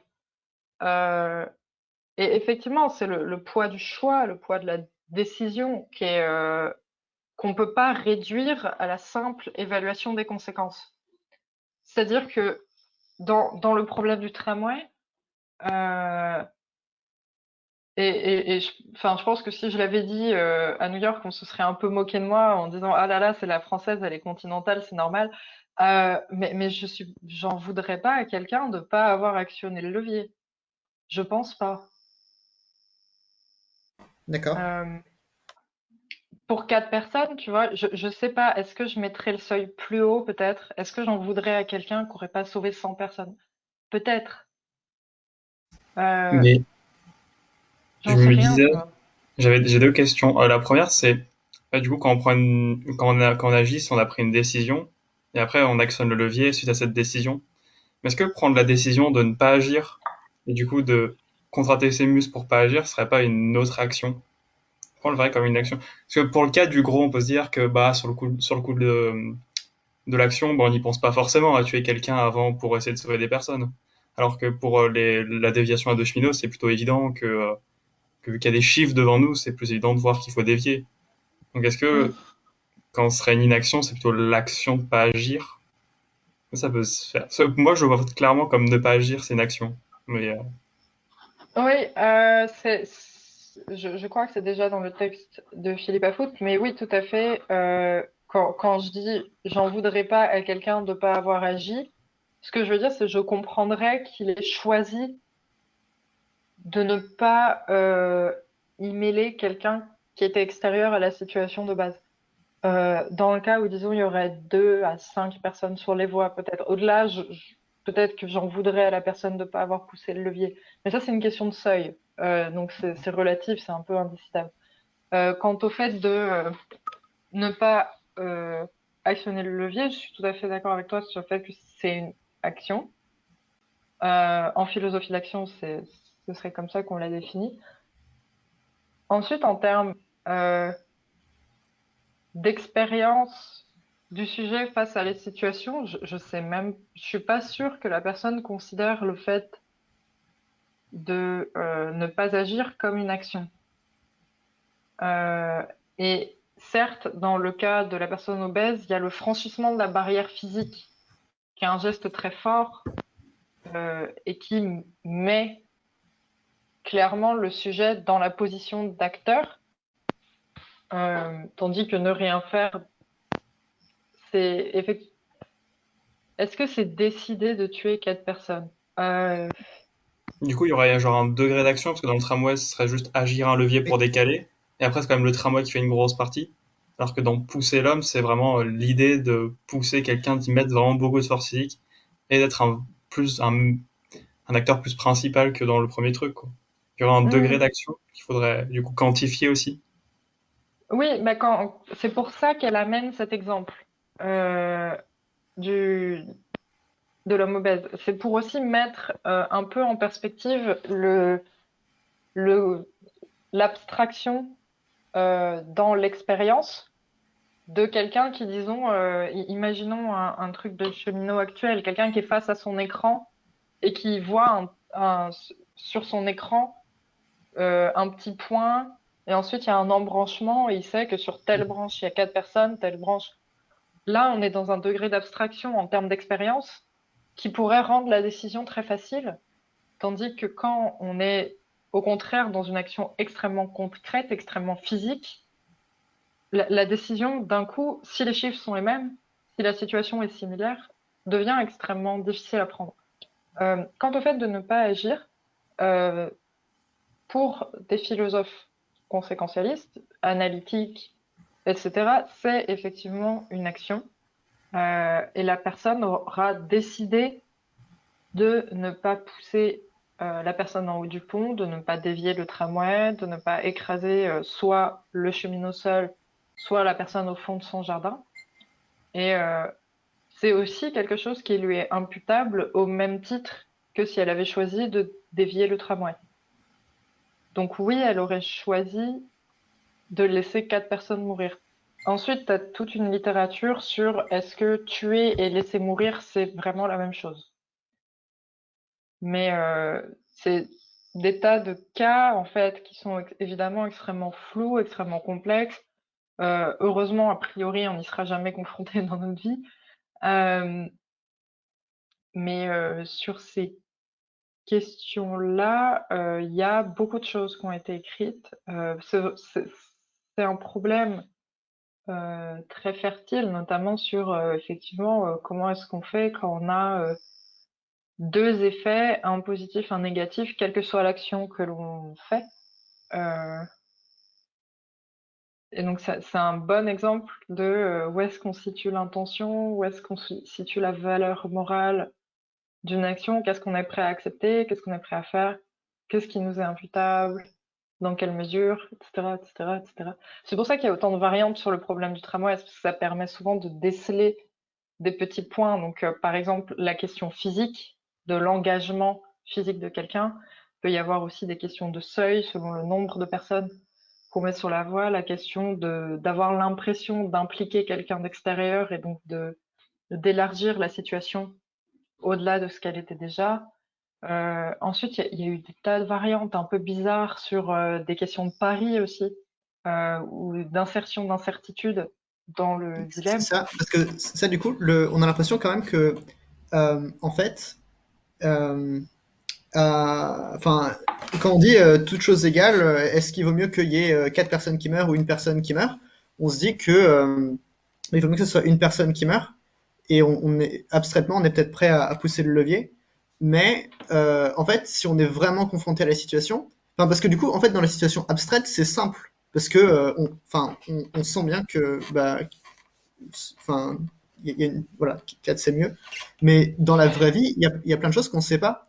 Est-ce que l'obèse qu'on est en train de regarder et on est en train d'essayer de savoir si on va le pousser ou pas, et d'ailleurs peut-être qu'il se doute de quelque chose, est-ce qu'il a une famille? Euh, donc s'il a une famille, s'il meurt, il y a des gens qui vont souffrir. Est-ce que il a enfin, je sais pas, est-ce que il est important pour une autre raison, parce que, je sais pas, il est responsable de tel organisme caritatif qui sauve tous les ans des centaines de vies. Enfin, il y a plein de choses qu'on ne sait pas en fait. Et du coup, donc une fois qu'on dit ça, on a l'impression que moins on sait de choses, moins on a le droit d'agir. Et également, en fait, si je le pousse, ça veut dire que j'ai vraiment voulu que ce soit lui qui meure plutôt que les autres. Et du coup, quelque part, j'ai envie de dire que j'ai pas le droit. Enfin, comment dire, en fait, j'ai pas le droit de le pousser si je suis pas absolument sûr que c'est la meilleure solution. En fait, si j'ai une idée un peu vague des conséquences, et dans la vraie vie c'est comme ça, dans ce cas-là, bah, j'ai pas le droit de le pousser parce que, bah, en fait, je sais pas, je prends une décision, mais j'ai pas le droit parce que, en fait, je sais pas. Hmm. Mais en fait, ce qui est intéressant, c'est effectivement quand tu as dit dans la situation abstraite, c'est facile. Et je suis tout à fait d'accord avec ça. Et c'est un peu disons, la solution du conséquentialisme, c'est d'abstraire en quelque sorte, d'objectiver par des nombres une situation. Dans la situation réelle, si elle était vécue, la question c'est aussi est-ce que je serais capable de faire ça? Est-ce que je serais capable de pousser quelqu'un pour en sauver 4 autres? Et ce n'est pas sûr. En fait, je pense que le souci fondamental, c'est que la considération abstraite, objective du problème par la seule évaluation chiffrée des conséquences, c'est très abstrait. Et le problème d'une abstraction pareille, c'est que c'est inhumain. Au sens où la vie des hommes est, comme tu dis, bien plus concrète que cela. Euh, et qu'à un moment, je crois qu'il faut aussi accepter le fait qu'on n'est pas des machines rationnelles qui vont compter le nombre de vies en présence et décider comme ça euh, de privilégier la meilleure option au sens quantitatif. Euh, la vie humaine, c'est quand même vachement plus compliqué, et d'où le fait que selon les situations, la décision semble ô combien plus difficile, tandis que dans des situations où elle serait peut-être plus abstraite, la décision serait plus facile. Je pense qu'effectivement, si on était face à un écran, on serait capable de le faire, mais parce que il y a une médiation telle que, effectivement, comme tu le dis, tu vois pas la personne impliquée, enfin les personnes impliquées. Donc il y a vraiment zéro connaissance, et les seules connaissances que tu as, c'est la conséquence chiffrée, tandis que si tu es dans une situation qui est moins abstraite que ça, qui est une situation plus réelle, plus vécue, là je suis pas sûre qu'on soit capable de décider abstraitement. Je pense pas qu'on soit tout à fait câblé pour. Oui, bah, je pense pas non plus. Mais du coup, ce que je dis, enfin, ce que je pensais en tout cas, c'était que, en gros, même dans le problème très concret, si on me dit un mois à l'avance, dans un mois, tu vas être face à tel problème et qu'on me donne énormément de, je sais pas, la biographie des différentes personnes qui vont être, enfin, soit en surpoids, soit sur la voie au moment du dilemme, et je sais pas, les gens autour d'eux et les gens autour de ces gens, et enfin, en gros, si j'ai l'impression de vraiment avoir beaucoup d'informations, probablement que bah, là, je serais prêt à pousser la personne ou pas. Enfin, en gros, si j'ai l'impression d'avoir suffisamment d'informations pour prendre la décision optimale, bah, je serais prêt à aller plus loin, en fait. J'ai l'impression que un gros empêchement, c'est le fait de ne pas savoir. Et quand tu sais pas, tu peux pas. Mais si t'es vraiment quasi certain ou quasi certaine qu'il y a quelque chose qui est mieux en un sens quantitatif, bah, là, pour le coup, j'ai l'impression qu'on retombe sur de l'utilitarisme normal, entre guillemets. Euh, alors là-dessus, j'ai plusieurs choses à répondre. Déjà, tu peux regarder l'expérience du MIT qui s'appelle Mobile Machines, qui est une adaptation du problème du tramway avec des voitures autonomes, où on te met face à des cas où en gros la voiture est à un endroit où il y a une espèce de double passage piéton, donc un passage piéton, une petite partie sécurisée, un autre passage piéton. Elle peut pas s'arrêter et en gros faut choisir dans l'embranchement et le truc met en scène euh, des tas de choix un peu plus absurdes les uns que les autres. Euh, Par exemple, tu sais que dans la voiture, t'as que des vieux et sur le passage piéton, t'as que des jeunes. Sur un passage piéton, il y a que des hommes, sur l'autre, il y a que des femmes. Sur un passage piéton, t'as des animaux qui ont traversé au vert, tandis que sur l'autre passage piéton, t'as des êtres humains qui ont traversé au rouge. Des tas de choses comme ça, donc qui donnent du contexte. Ce que ça montre, en gros, c'est qu'on a des biais qui vont nous faire préférer certaines personnes à d'autres, mais que je trouve la limite, c'est que tout ça, c'est jamais que des biais.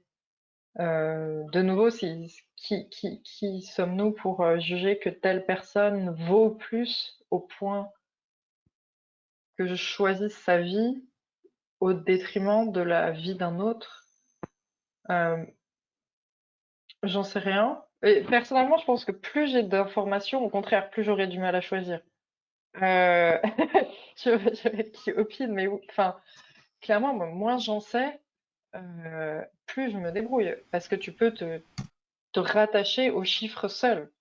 Tandis que si je commence à examiner la vie de chacun, quel enfer. Et c'est un peu l'exemple à la con qui fait partie des légendes urbaines, en mode quelqu'un qui décrit très très mal Staline, Hitler, peut-être pas Staline, mais bon, et Winston Churchill, et qui fait dans sa description que insister sur les vertus de mœurs, disons, de Hitler, donc genre il est végétarien, il aime les animaux, gna gna gna gna gna, et sur l'autre, sur les vices en termes de mœurs de Churchill. Donc il est alcoolique, il fume comme un pompier,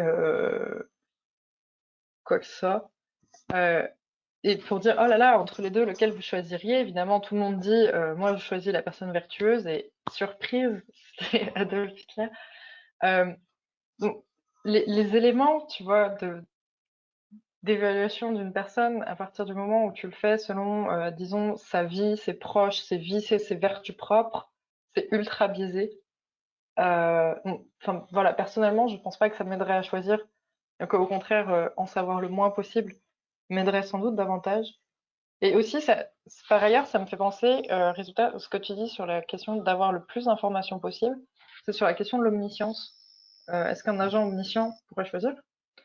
Et bon, évidemment, oui. Résultat, on arrive au moment rigolo en philosophie où les philosophes finissent toujours par un moment à parler de Dieu. Donc, étonnamment, ça va être mon cas aujourd'hui.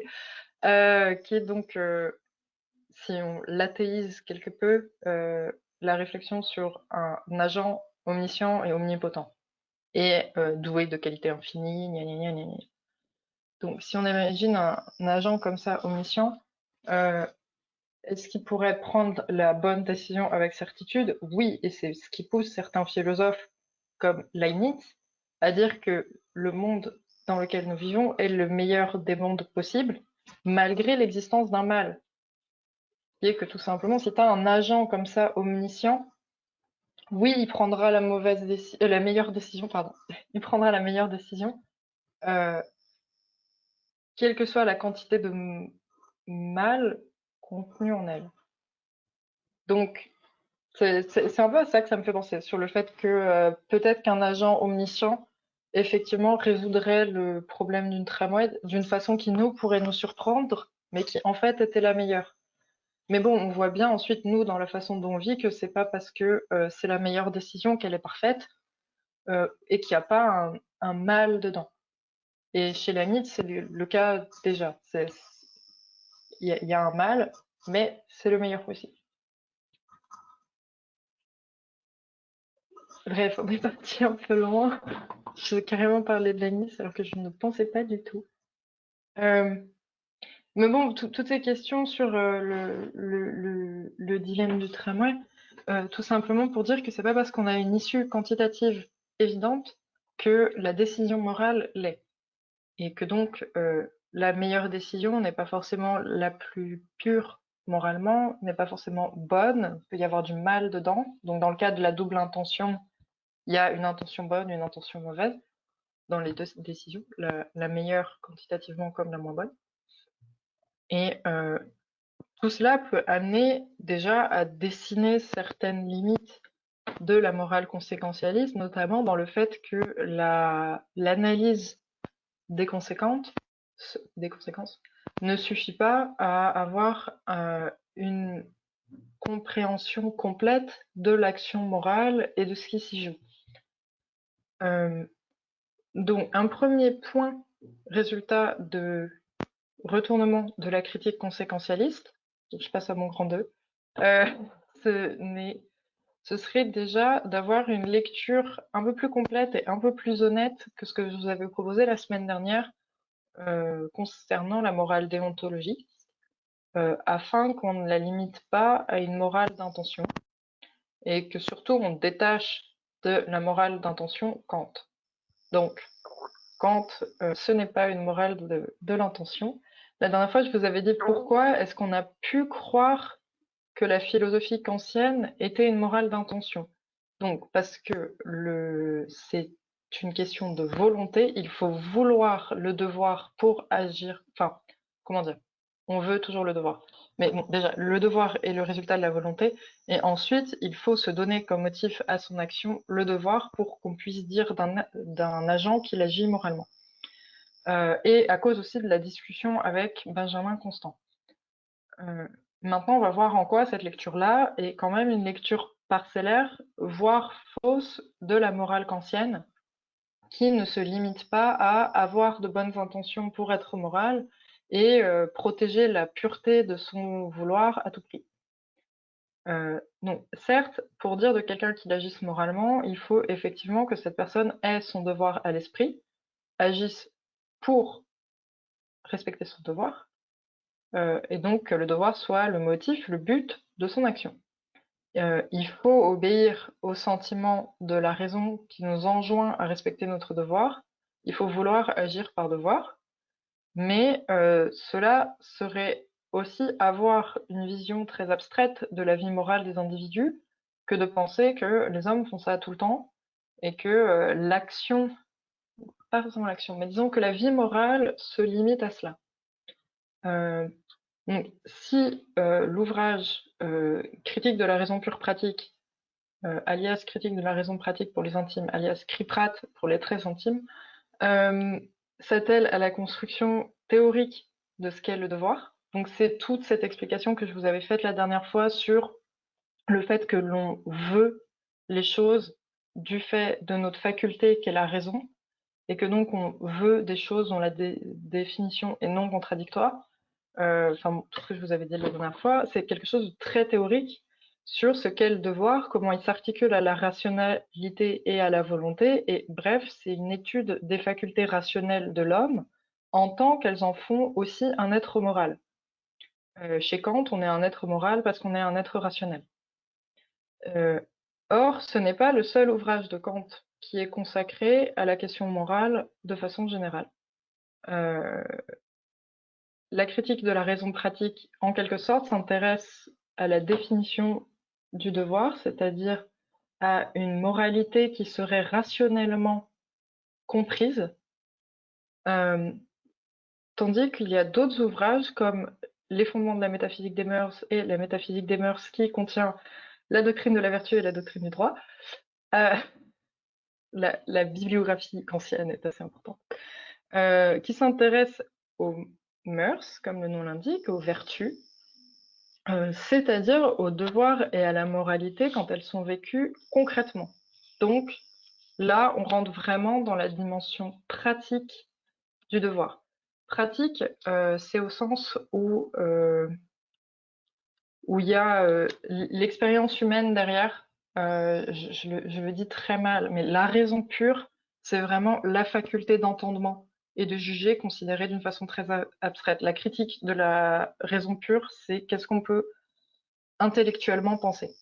La critique de la raison pratique, c'est comment est-ce qu'on envisage nos actions et notre vie concrète à partir de la raison. Ensuite, la métaphysique des mœurs, c'est et alors dans la vie, comment ça se passe.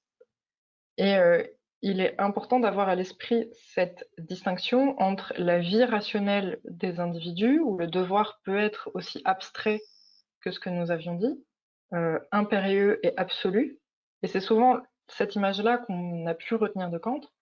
Et en même temps, tout le travail qu'a fait Kant sur la rencontre entre le devoir et la vie, et l'expérience, les facultés, donc entre la raison et l'expérience. Et là, on arrive à tout un champ de description extrêmement complexe de ce à quoi peut ressembler la vie morale en tant qu'elle est vécue par des êtres humains faillibles, à la vie un peu compliquée, qui sont tiraillés entre leurs devoirs, leurs désirs, leurs passions, etc. Donc, on a dans la pensée de Kant, avec ces ouvrages-là, la métaphysique, non, c'est les fondements de la métaphysique. Et la métaphysique des mœurs, c'est les fondements de la métaphysique des mœurs, mais en fait, je crois que la métaphysique des mœurs, c'est juste l'addition de la doctrine du droit et de la doctrine de la vertu. J'ai un peu oublié depuis le temps. Ce flex! D'accord, et ben, moi j'ai pas. Mais c'est une écriture un peu compliquée, on est d'accord. En vrai, ça va parce qu'une fois qu'on a le vocabulaire en place, en fait, il définit tout le temps, il passe son temps à définir ce dont il parle. Donc, si on s'accroche, c'est pas si dur parce que justement tout est toujours défini. Mais ensuite, ça fait quand même appel à tout un vocabulaire qui a été ultra construit dans la théorie précédente, notamment dans la critique de la raison pure et la critique de la raison pratique. Et ça, c'est vraiment compliqué. Bref, donc ces ouvrages-là proposent une façon de se pencher sur la vertu et sur la possibilité dans l'expérience, dans la vie des hommes, de conflits de devoir. La construction théorique de ce qu'est le sentiment de devoir et la volonté rationnelle de se donner un devoir comme fin ne suffit pas à rendre compte de l'existence morale des individus, car dans cette existence morale, parfois, les choses ne sont pas aussi abstraites que dans leur simple compréhension rationnelle, et donc on peut avoir, par exemple, des conflits de devoir. Donc c'est un cas que Kant aborde lui-même dans la métaphysique des mœurs, doctrine de la vertu, chapitre 1, paragraphe 13, carrément la référence explicite. Mais le texte est très trouvable, vous tapez Kant, doctrine de la vertu, vaccin, normalement ça sort. Car l'exemple, je pense, le plus parlant de conflit de devoir, c'est dans le cas où le conflit de devoir est indécidable et débouche sur une aporie. Et dans le corpus kantien, l'exemple canonique de cela, c'est donc lorsqu'il se pose la question de la vaccination. À l'époque, les vaccins, c'est dangereux, puisqu'on inocule des virus, certes relativement affaiblis, mais par exemple, c'est pour la variole. En fait, on inocule une... Ça a un nom que j'ai oublié, mais en gros, la variole de la vache. On inocule la variole de la vache aux humains. Comme ça, ils construisent une immunité à la variole humaine. Donc, c'est pas comme nos vaccins de maintenant qui sont vachement plus sûrs. À l'époque, il y a un vrai risque qui est en fait on inocule aux gens une maladie. Simplement, on part de principe que cette maladie-là, ils ont de bonnes chances de s'en remettre et que ça leur permet de se protéger d'une maladie, par exemple, pour laquelle il y a bien moins de chances de s'en remettre. Donc, dans la construction théorique, il y a ici plusieurs devoirs qui rentrent en conflit. D'un côté, on a de toute façon le devoir de se préserver soi-même. Ça, c'est un des devoirs vraiment importants dans la morale de Kant. En gros, il y a plusieurs... dans la doctrine de la vertu, il dessine en gros une espèce de tableau entre les devoirs qu'on a envers soi-même, les devoirs qu'on a envers autrui, est-ce qu'il s'agit plutôt d'un devoir ou plutôt d'une vertu. Donc le devoir qu'on a envers soi-même, c'est de se préserver soi selon les lois de sa nature. La vertu qu'on a envers soi-même, c'est de s'améliorer pour arriver à un développement de sa vertu. Devoir envers les autres, évidemment, ne pas atteindre à leur intégrité ni à leur dignité, et toujours les préserver en même temps comme fin, si jamais on les préservait comme moyen, mais toujours les préserver comme fin. Et la vertu, évidemment, c'est la bienveillance et faire en sorte que les autres eux-mêmes développent leur vertu, etc., etc. Donc, dans le cas du vaccin, on a d'un côté le scénario où on se fait où on ne se fait pas vacciner contre la variole. Donc, dans ce cas-là, on garde le risque soi-même d'attraper la variole et en même temps, c'était déjà connu à l'époque, hein, on diminue l'immunité collective. Donc, on peut aussi mettre nos proches en position d'attraper la variole. Dans le cas où on accepte le vaccin, on a un bien qui est donc le fait de choisir à se protéger soi et à protéger les autres, mais on a un mal qui est le fait qu'on risque quand même d'y mourir. Donc, en même temps, on contrevient à la volonté de se préserver soi-même, dans les deux cas. Et c'est ça qui, pour Kant, aboutit à une théorie. C'est qu'il y a une espèce de... Dans les deux cas, de toute façon, il y a un risque, il y a un pari. Que vous soyez vacciné ou pas, si ça se trouve, vous ne serez jamais confronté à la variole. Mais si vous l'avez, vous allez y rester. Si vous êtes vacciné, peut-être vous allez mourir du vaccin, mais ensuite, par contre, si vous survivez et que vous êtes confronté à la variole, vous survivez. Donc là, on a vraiment un exemple d'un conflit de devoirs, où on doit se protéger soi, on doit protéger les autres, mais les deux situations sont en quelque sorte indiscernables. Donc, c'est pour cela déjà, enfin, je tenais à insister un peu là-dessus, de dire de Kant que c'est seulement quelqu'un qui cherche à obéir aux devoirs et à vouloir toujours le bien. C'est un auteur qui a conscience que cette décision peut être difficile. Et c'est cela qui est intéressant avec sa pensée du devoir, c'est qu'en fait, le devoir, la bonne volonté, révèle l'homme comme un être doué de liberté, au sens aussi où, dans la vie morale, la confrontation à des choix, on peut faire le choix du devoir, on peut être pris dans une situation où le devoir, où on a plusieurs devoirs qui rentrent en conflit. C'était le cas aussi, par exemple, avec le mensonge. Mais on peut aussi, par exemple, choisir ses inclinations, choisir ses passions. C'est pas ce qu'on doit faire, mais jamais Kant n'écrit qu'on fait toujours ce qu'on doit. Des fois, on fait un peu de la merde, ou disons, on est faillible, on faute, on choisit nos inclinations. Donc, la volonté, l'existence morale, est justement ce qui donne lieu à un choix avec les inclinations. C'est-à-dire, il y a des moments où on va choisir entre ce que l'on veut et ce que l'on désire, entre l'impératif catégorique, qui est la loi morale, et la loi de la nature et des passions. Si l'agir moral est louable, c'est parce que l'homme qui aura agi par devoir aura choisi de suivre la volonté rationnelle plutôt que de suivre ses inclinations, ses désirs ou ses peurs, et en cela il aura fait la démonstration de sa liberté. C'est-à-dire, en l'occurrence, la possibilité de sortir de la loi de la nature et de ses nécessités pour choisir la loi rationnelle. Il n'est pas dit chez Kant que tout le monde soit tout le temps et en toute occasion honorable. C'est ce que l'on doit faire, mais jamais il n'est dit que c'est ce que l'on fait concrètement. Et dans les cas apodictiques, dans les cas où il y a conflit de devoir, alors nulle intention ne peut être tout à fait prévenue contre cet entachement qui est le fait en même temps de se mettre en danger, en l'occurrence pour la question du vaccin. Il y a ici évidemment dans la pensée kantienne un héritage religieux protestant, donc qui est la pensée de la faute et de la faillibilité de l'homme.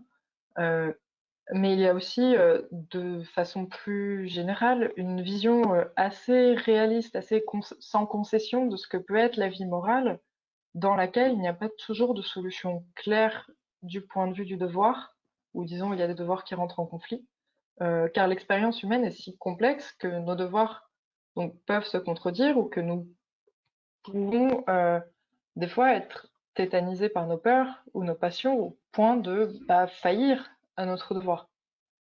Par exemple, il prend l'exemple assez connu aussi pour faire la démonstration de la liberté de l'homme par le fait que ce soit quelqu'un de moral, du faux témoignage. Il montre que si l'une des passions les plus fortes chez les humains est la peur de la mort, parce que c'est la loi de la nature, si un prince tyrannique vous demande de porter faux témoignage contre un innocent en vous menaçant de mort, il est possible que l'homme ainsi menacé choisisse tout de même de dire la vérité. C'est pas forcément ce qu'il fera, mais c'est possible qu'il choisisse de respecter son devoir, qui est donc, en tant que témoin, de dire la vérité, plutôt que de se soumettre à la peur de la mort. Donc le devoir ici dessine une alternative, la possibilité d'un choix, qui fait que l'être humain est libre, mais cette existence morale n'est pas celle où l'on reste blanc comme neige au point de ne pas agir, comme si on était dans une bulle de supériorité morale un peu bien pensante. C'est au contraire le lieu d'un conflit entre la raison pure et l'existence pratique. C'est pour ça qu'on parle de raison pure pratique, entre la raison et l'expérience, et entre la loi morale et la loi de la nature, voire entre les devoirs eux-mêmes. C'est donc un lieu extrêmement complexe où beaucoup d'intentions, de passions, de devoirs rentrent en conflit. Bref, le fait d'avoir le devoir à l'esprit n'est pas toujours la clé infaillible de résolution de nos affres moraux, et nous sommes au contraire, dans la pensée de Kant, déjà tout à fait faillibles, et c'est ça aussi l'existence morale. C'est le fait des fois d'être dans des situations relativement indécidables, ou disons d'avoir un choix qui fait que peut-être à un moment on a été un peu faible et on a choisi, plutôt que la loi rationnelle, nos inclinations. C'était pas ce que l'on devait faire, mais c'est ce que l'on a fait. On a donc bien plus de ressemblances qu'on ne pouvait croire au premier abord entre Kant et la morale de la vertu ou la morale pratique qu'avec la déontologie et l'intention seule. Ce sont d'ailleurs des relectures de Kant qui ont amené à ce dont nous allons parler maintenant, qui est la morale de la vertu comme une proposition de dépassement et de remise en cause de la morale conséquentialiste. Est-ce que vous avez des questions jusque-là? Non. Cool. Alors, la morale de la vertu. Entre le sentiment d'une faillibilité de la rationalité au sens où elle fonctionne simplement pour comprendre ce qu'est le devoir abstraitement, mais rencontre dans l'expérience incarnée pas mal de difficultés d'un côté, et de l'autre côté, la critique qu'on a vue du conséquentialisme qui évacuerait trop facilement la dimension à proprement parler morale de son analyse, parce qu'analysant les conséquences seules. On a une troisième voie qui s'est dessinée, qui cherche à remettre en avant l'analyse et le regard sur l'expérience du sujet, du sentiment moral et de la vie morale en tant qu'elle est vécue par un individu agissant, tout en prenant en compte les dimensions pratiques de l'action morale. On a donc ici deux pôles critiques, contre le conséquentialisme qui est le retour au sujet, et contre la déontologie, qui est la considération pratique et pas seulement rationnelle.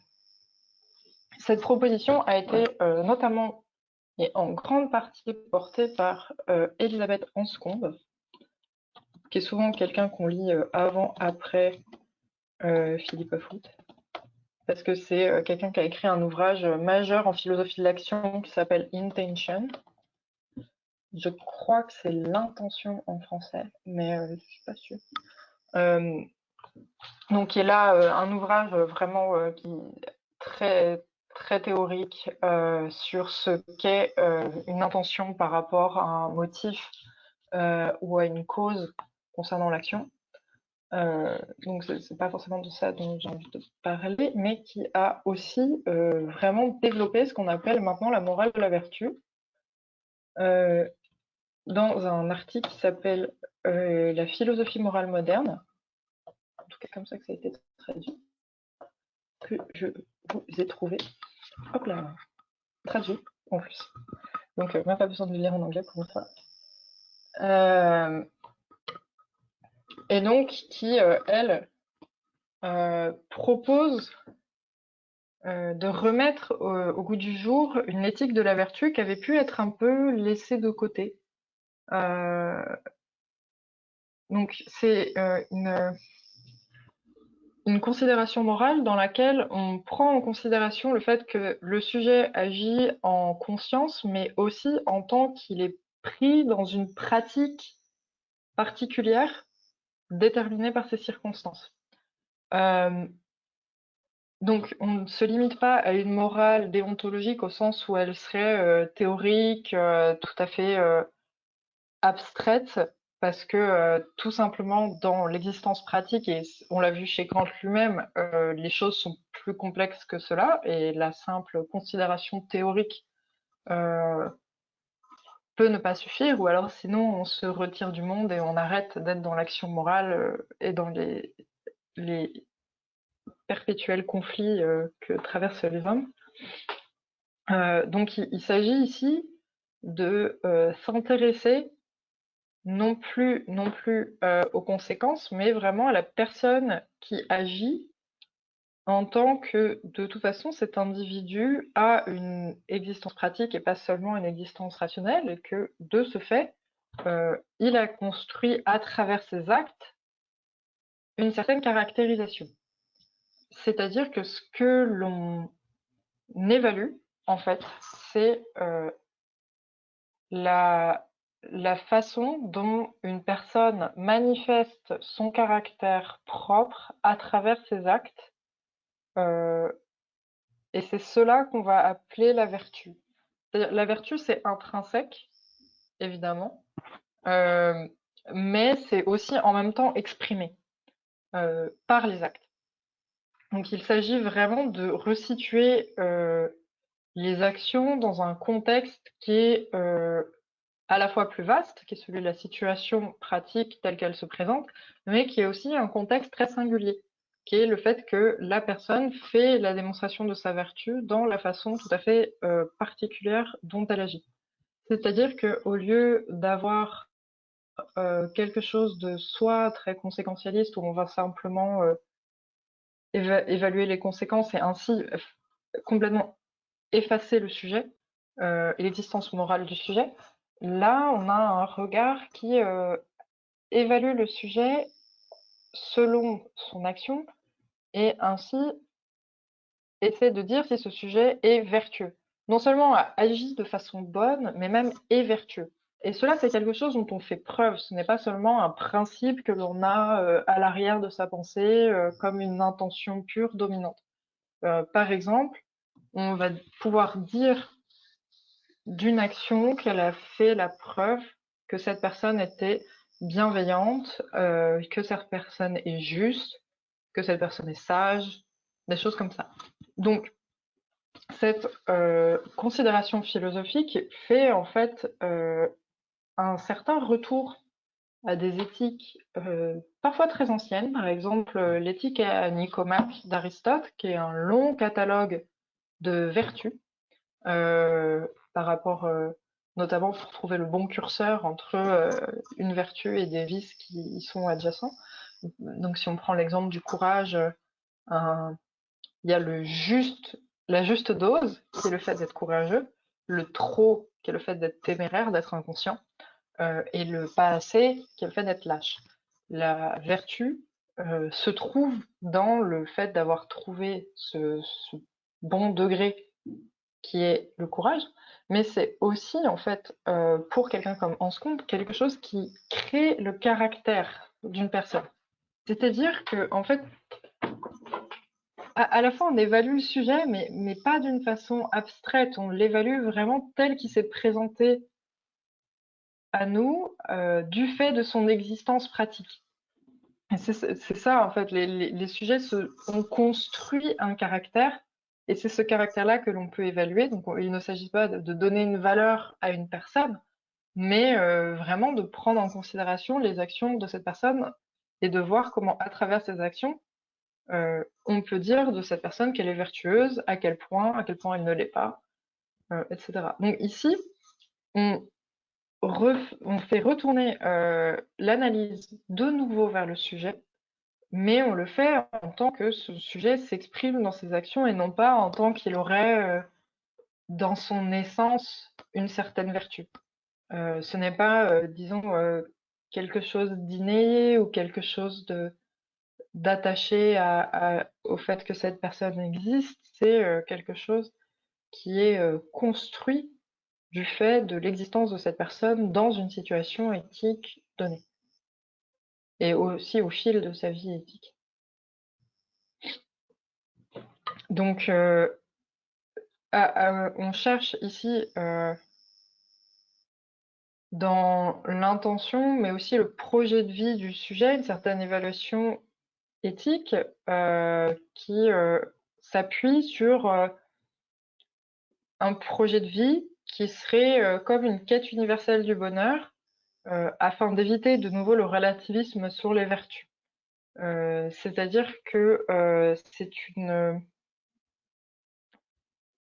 c'est quelque chose qui tend à permettre l'accomplissement des biens internes aux autres, aux pratiques, aux actions, aux situations. Ce n'est pas, disons, tel trait de caractère qui, dans une culture, sera considéré comme une qualité et dans une autre comme un défaut. C'est la tendance plus générale de permettre l'accomplissement des biens sans que ces biens ne soient en soi un objet.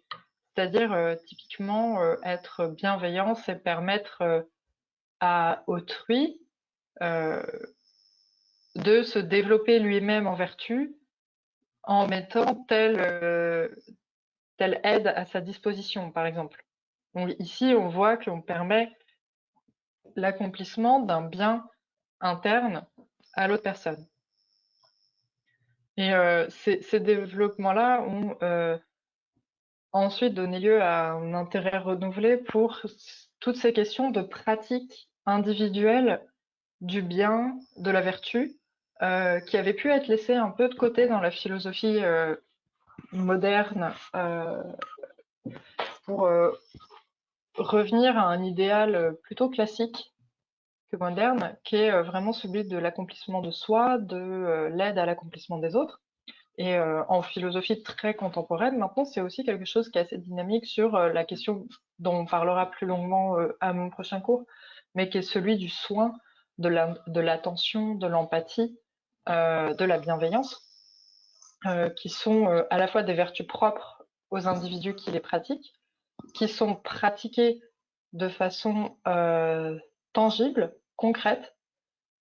Donc il y a aussi cette attention non seulement au sujet, mais à la vie concrète, morale, telle qu'elle est pratiquée par les agents, et de voir comment est-ce que cette pratique permet ensuite le développement d'autrui, et en même temps qu'elle manifeste la vertu de celui qui agit.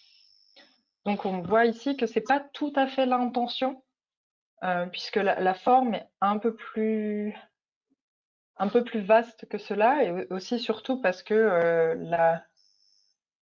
la manifestation permet en fait de sortir de la simple intention. L'intention, c'est ce que vous auriez derrière la tête quand vous agissez, tandis que là, on mesure votre vertu aux pratiques que vous mettez en place. Et on voit l'impact qu'ont ces pratiques ensuite sur le développement des autres.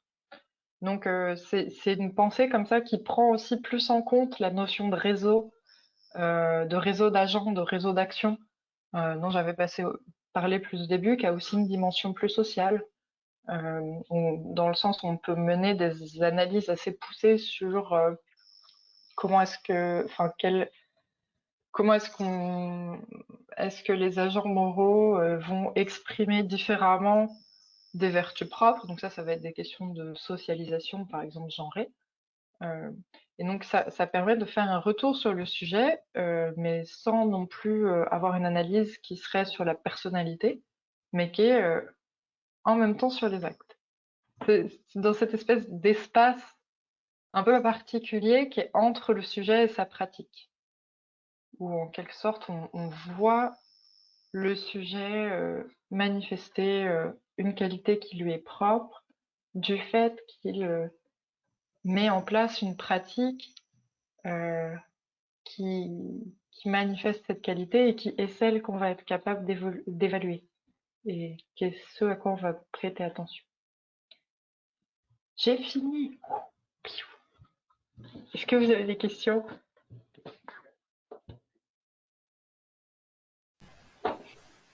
Là tout de suite à chaud,